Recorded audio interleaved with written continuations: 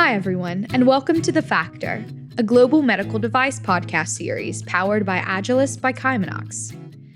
Susan Neadle and Stephanie Canfield are back for part 2, and if you haven't listened to part 1, do that first and then come back to this episode. They chatted about Susan's new book, The Combination Products Handbook, a practical guide for combination products and other combined use systems, and how it brings clarity of understanding for global combination products guidance and regulations. Today, they continue the conversation, diving into risk management plans, control safety in the United States, and the polarizing viewpoints of ICH Q9 versus ISO 14971. And that's where we start this episode. So you mentioned risk management. So in combination products, I'm always hearing folks kind of align to 14971 or ICH Q9 based on which area they came up to speed on, I guess, and kind of dismiss the other. What are your thoughts on that? Are they that different, or what do you think? So it's not, but it is kind of funny. It's almost like a religious affiliation. I am absolutely sworn to ICH Q9, or I'm absolutely sworn to ISO 14971. And the challenge that you have with combination products is you really do need to integrate both. Now for ICH Q9, which just recently was updated to ICH Q9 R1,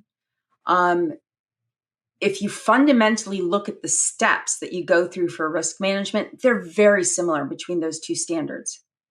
That said, though, when somebody's doing risk management on the drug side, the tendency is that the focus of ICH Q9 R1 is focused on the process, the manufacturing process. I need to understand what are my CQAs for that drug.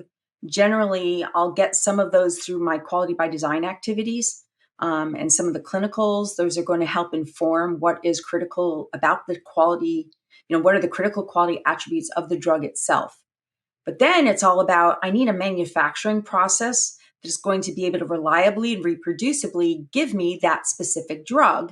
And then I'm going to do specific tests at the back end to ensure that I got what I said I was going to get. That tends to be the focus of ICH Q9 R1, very, very process focused. I'm not saying it's exclusively process focused, but it is very process focused. Now, when you look at ISO 14971, now this kind of goes to the comment we were just having. The focus there, when we talk about risk management, is very much on hazardous situations and harms. So that hazard harm correlation in ICH Q9 is not really the focus. It is when it comes to ISO 14971. When you read AAMI TIR 105, it states you have the freedom to use whichever base risk management system works for your business. However, the obligation that you have when it comes to combination products risk management is you need to look at each of the drug and the device constituent parts and how do they interact together? Because it's those interactions that may introduce new hazards, hazardous situations, or changes in the severity of harm. So if I step back just for a moment, in case people aren't familiar with all the definitions, risk, we mentioned it before, is the probability of the occurrence of harm and the severity of that harm. Okay, so you have to couple the two to get what risk is. There is no such thing as freedom from risk. So safety does not mean freedom from risk. Safety means freedom from unacceptable risk. So when you're looking at the risks associated with any product, there may be low risks, there may be moderate risks, there may be high risks. The low risks are generally broadly acceptable. The moderate risks, you got to think about them and you may need to apply controls to try to bring those risk levels down. And if there's high risks, those generally tend to be those that are unacceptable, or you have to have a very strong argument for why the benefits of using that product outweigh the risks of using that product. Okay, so those are some key terms. And then we've got the terms hazardous situation, and harm. Well, a hazard is a potential source of harm. A hazardous situation is exposure to the potential source of harm.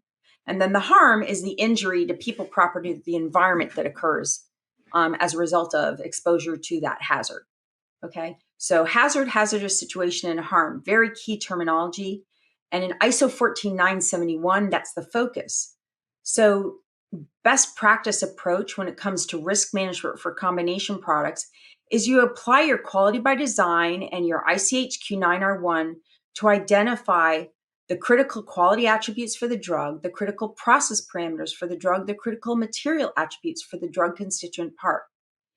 All of those, including the intended use of that drug, are then inputs into the device and combination product risk management process.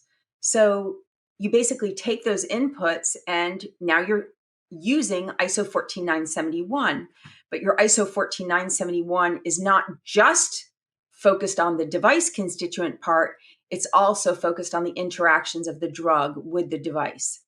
And then those key questions that you're asking are, because the drug and the device are interacting, do I have any new hazards now present because they're interacting with each other? Do I have any new hazardous situations? Do I have any changes in severity of harm? And those are the three really key questions that we ask when we think about combination products risk management. Excellent. Do you find people struggle with, you just gave a really clear definition of hazardous situation, harm. Do you find people struggle with that and have different interpretations? Because in my experience, I have seen that.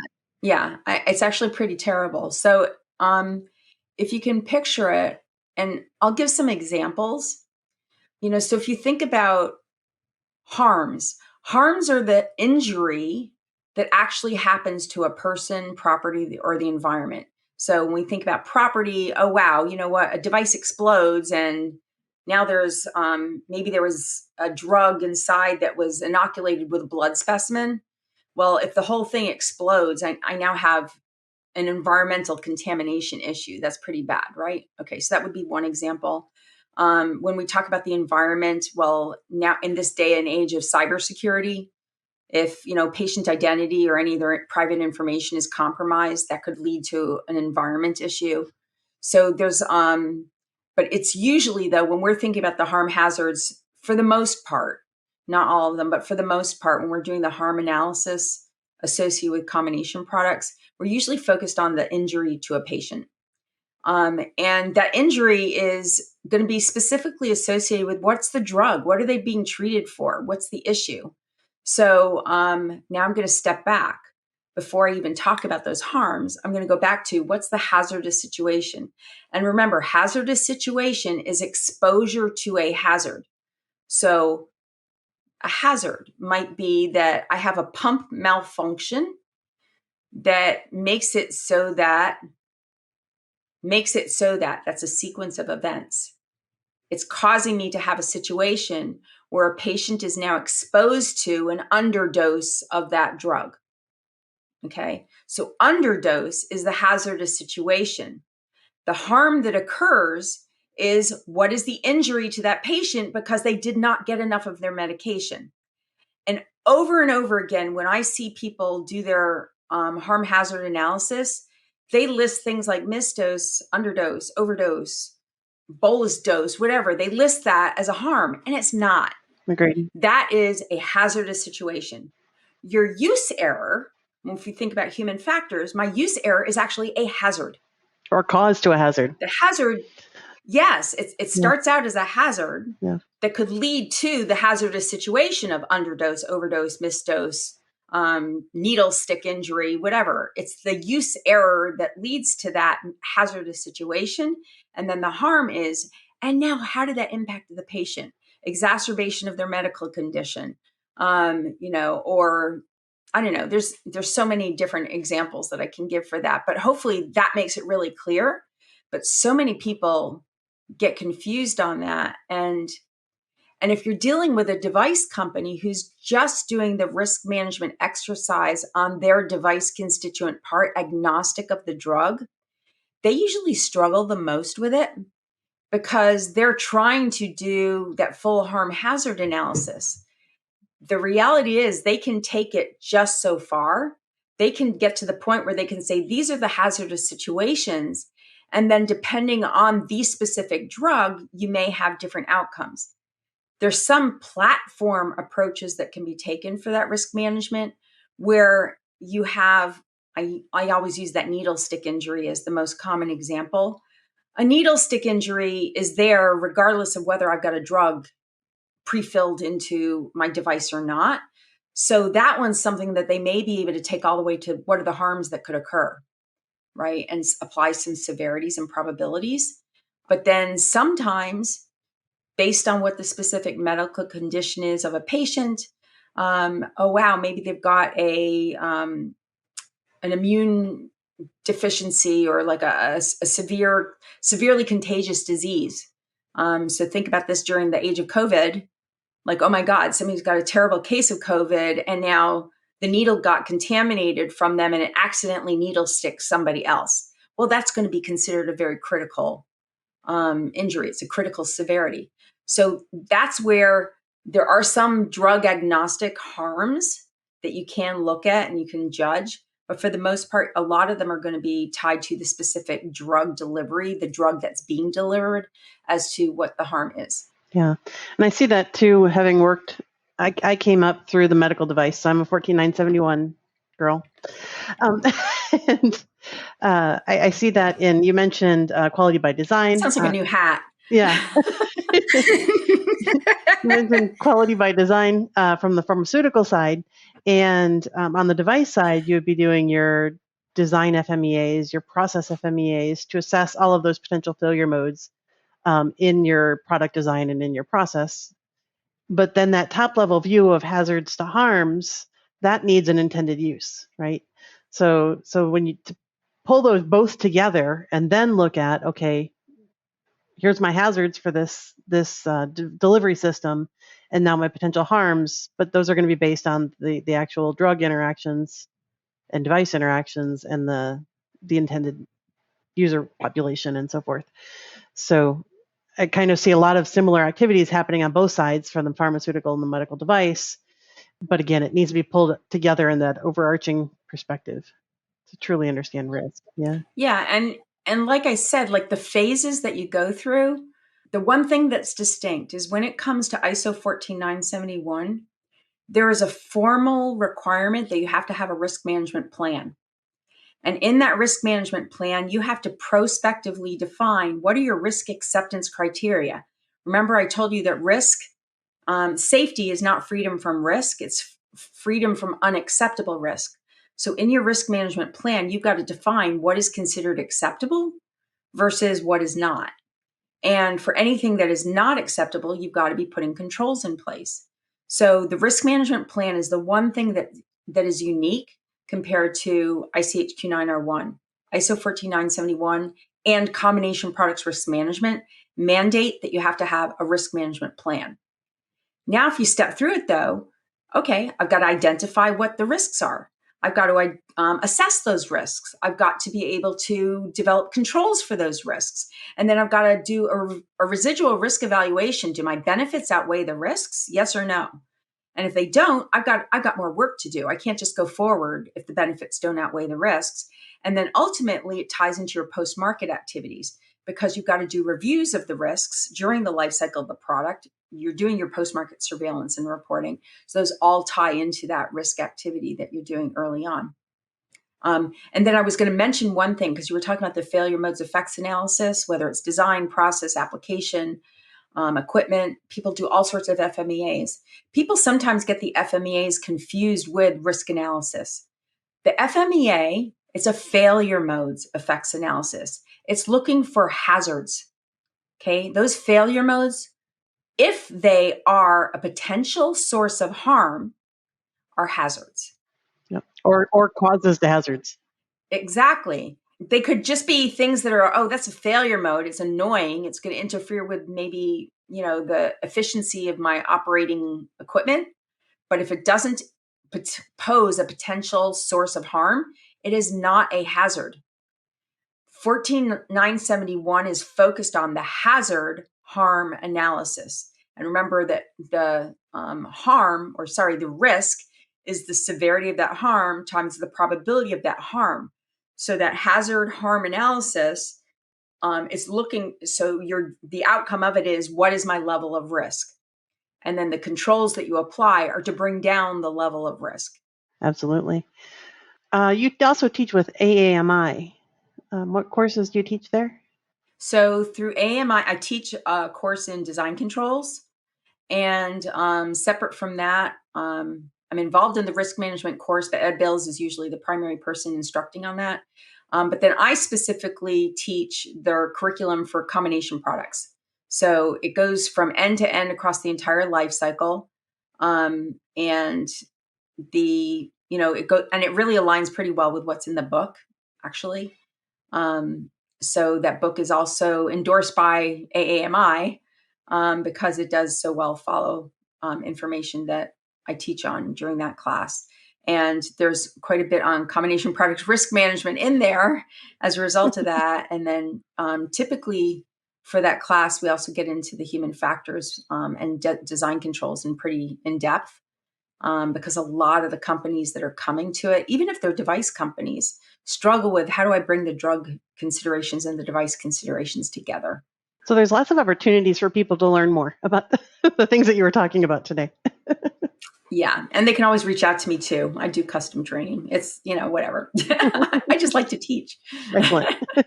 We're running short on time, but I wanted to ask you about what your ongoing work. So the book is now published. And I know you're moving on and you're working on some things with ASTM. And I was wondering if you could talk about that a little bit. Sure. So one of the things that we've talked about is there's this huge opportunity for harmonization. And if you look around the globe and you start seeing, Europe has a different approach to combination products, US has a different approach, China has a different approach. It's just like proliferating in the wrong way. And in the drug world, we talk about convergence. In the device world, we've got the IMDRF, which is bringing convergence, but there's nobody really focused on combination product convergence. So when I looked at it, I was like, you know what? We've got the same products, regardless of the fact that different jurisdictions may designate something as drug primary mode of action or device primary mode of action. Some don't even call them combination products. They just say, oh, well, it's combined use or borderline products, right? They don't even call them combination products. But the safety risk-based considerations that drive the need for controls are the same for those products. It's the same product, regardless of which jurisdiction you're marketing in, it's the exact same product. So what's the control strategy? Now, in the United States, the FDA defined 21 CFR Part 4 for CGMPs for combination products, current good manufacturing practices for combination products. Currently, if you look in other jurisdictions like Europe, even though they've now started this, the notified body gives an opinion on a single integral non-reusable combination product to the competent authority. And then the competent authority will take that opinion of the notified body that's assessing through paperwork review, is this company compliant to the general safety and performance requirements for that drug? There's actually no CGMP inspection being done relative to the device constituent or that combination product as a whole at the manufacturer. As a result of that, there is no mutual recognition agreement for inspections between the US and Europe. And, people look at MDSAP, it's the same issue. There's no mutual acceptance for these types of products because there's not harmonization on the CGMPs. So the particular working group that I'm chairing in ASTM International is a best practice considerations for CGMPs for combination products. And specifically, it's being written through the lens of international considerations. And we have health authorities, including Health Canada, US FDA. We've got TGA, Australia. We've got people from Europe, notified bodies that are participating, as well as a number of members of industry. And the focus of what we're putting into this standard, this best practices standard, is here's the why, the why of all these considerations, why you need controls. And then based on all these whys, here's what the controls look like. And what the FDA and Health Canada have even said during our meetings is that this particular best practices standard could be a jumping off point for health authorities to then drive those conversations to hopefully get people to adopt some minimum CGMP inspection expectations relative to whatever the other constituent part is for that combination product. And then hopefully it then leads to more mutual recognition for inspections and takes the burden off of industry and regulators alike. So that's really the big driver for that. Separate from that standard, there's another one that is going to be kicking off, but it hasn't quite yet because I'm waiting to get this one done, is the risk management standard. And the focus of that one is really the fact that, you know what, we've got all these different risks that people assume company by company by company. But the reality is, especially when you think about platforms, there should be some consistency in expectation and in the risk assessment. And so if I start looking at some of these platforms, a meter dose inhaler, a pre-filled syringe, an auto injector, an on-body injector, there's some basic things that I'm always going to have to consider. And can we publish a platform approach to that so that now companies can look to that and be harmonized? And then now it's a matter of, okay, I'm going to differentiate based on my specific intended use. That's exciting. Sounds good. Hopefully we get some harmonization, and I know that'll make things easier for both developers and manufacturers as long as along with the regulatory agencies. So that's awesome. It's a challenge. Yeah. And I know device standalone companies struggle just as much. Like if they know that they're supplying a device to pharma companies and everybody has their own risk matrix, it's like, oh, kill me now, kill me later. Yep. How about if we just save everybody's lives? I like it. Yeah. Excellent.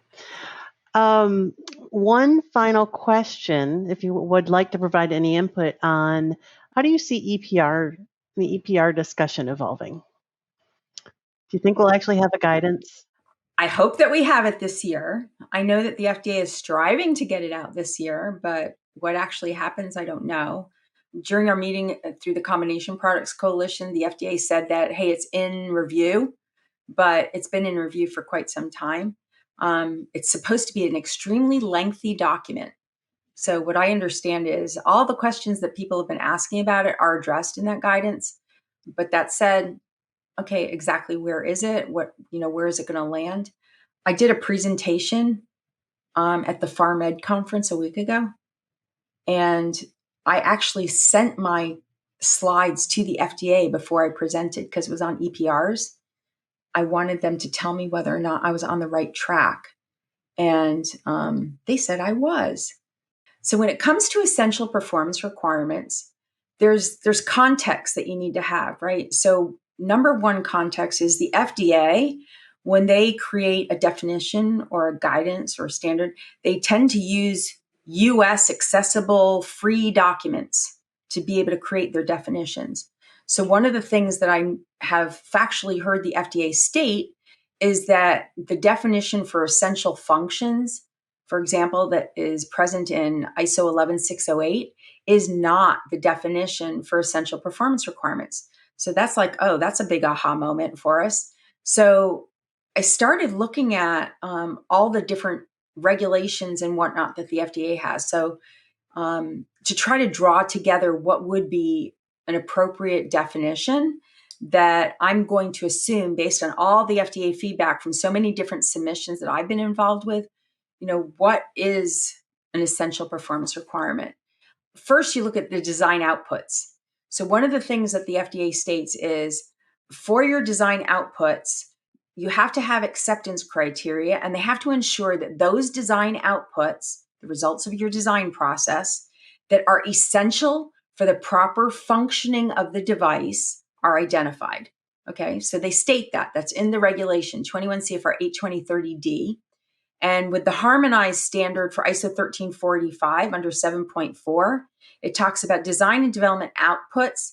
You have to specify the characteristics of the product that are essential for its safe and proper use. Okay, well, if FDA is harmonizing to 1345, safe and proper use, essential for the proper functioning of the device, I'm going to assume that essential performance requirements are going to have that kind of phrasing in it. Then we talk about design verification, and you have to confirm that all of your design outputs are meeting your design requirements. So that's going to be an element of it. design validation, we know that we have to prove that the device conforms to the defined user needs and intended uses. And it goes on to say under actual or simulated use conditions. And then we get into human factors. And specific for combination products, this one's a big deal because the definition of the term critical task is different for the DMEPA combination product critical task than it is for CDRH critical task. So DMEPA says a critical task is one that where user tasks that if performed incorrectly or not performed at all would or could cause harm to the patient or the user, where harm is considered compromised medical care. Okay, they've made a really big deal about this compromised medical care. So I'm like, okay. And then we've got risk management on top of it all, right? We know ISO 14971, it comes into play, ICHQ9R1 come into play, and they always say, ultimately, the risks link to the patient, right? And the benefits need to outweigh the risks. And it says something to the same effect when you look at AMI TIR 105. Then you've got this IEC 60601, which is electrical and medical equipment, which is the closest that we have that says something about essential performance. And it's tying it to a clinical function.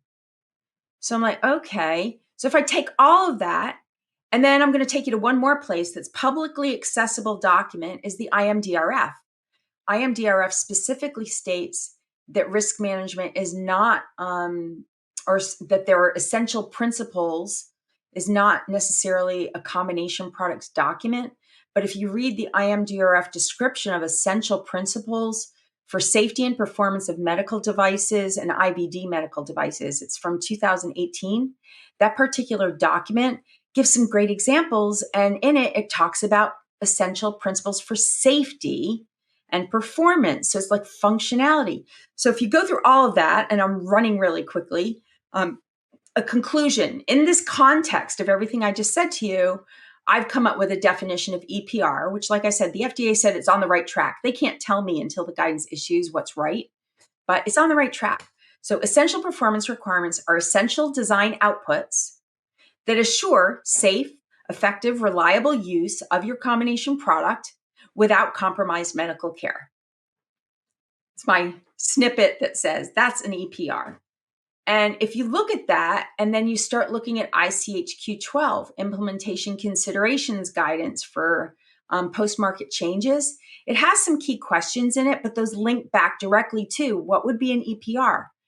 What are the usability or the critical tasks accomplished, and are they accomplished without injury or issue? So what are the safety considerations to minimize medication errors? I have to look at my design and figure out what those are.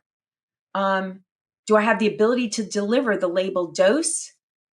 Are there any impacts of the device on the drug CQAs? Are any impacts of the drug on the device functionality?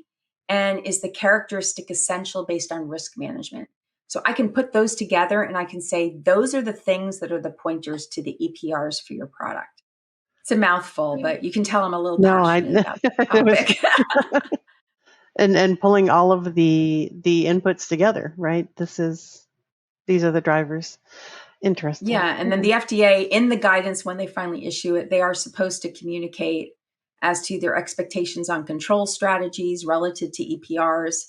But the key message there is that it's not just the EPRs, it's all those things that lead to compromised medical care that you've got to be paying attention to.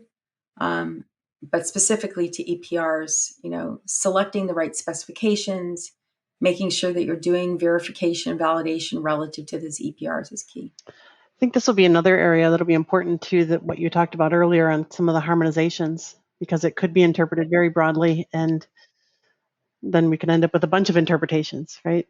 Yeah, and like the GSPRs in Europe are different, yeah. Right? So we talk about general safety performance requirements, and we're like, but that's not the same as essential performance requirements. Like, oh my God, here we go. Yeah. Yep. Agree. I've had that conversation many times. So working out a common approach and even common interpretation, be that through examples, through standards. Excellent. Well, I, for one, am very thankful for all of the work that you lead and participate in making these things happen, both through the ISPE and AAMI and this book that is now available for folks to review. And I appreciate how you pull in other experts as well to contribute in those and inform those. So I think it moves us all along, right? Keep moving. Well, thank you for partnering with me on the journey. Yeah. You know, we're all on a journey together. Absolutely. So Absolutely. Thank you. So before we wrap up, question, how can listeners get access to your book and learn more? Sure. So you can access the book you can get it on Amazon, but the better way to get it right now, because I have a discount code, is on the Routledge.com website is www.routledge.com. And you can look up the Combinations Products Handbook, a practical guide on that website. And the discount code is S as in Susan, 253. It gives you like 25% off or something. And you can reach me through LinkedIn, or you can contact me on my email. It's sneadle, SNEADLE at combinationprod.com. Excellent. And we'll put those in the links in the notes as well. So Stephanie, I think I'm probably speaking for you. I feel this way about whenever I have a chance to talk to Susan, I always learn something in that conversation. Yes. So I'm very appreciative to have you both here today. Thank you again. It's been a great deep dive into considerations for combination products. And thanks to our listeners.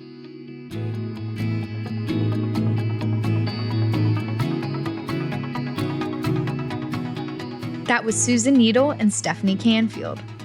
By the way, Susan's book, The Combination Products Handbook, a practical guide for combination products and other combined use systems, is available wherever books are sold. Click the link in the show notes to get your copy. Thank you so much for listening to or watching this episode.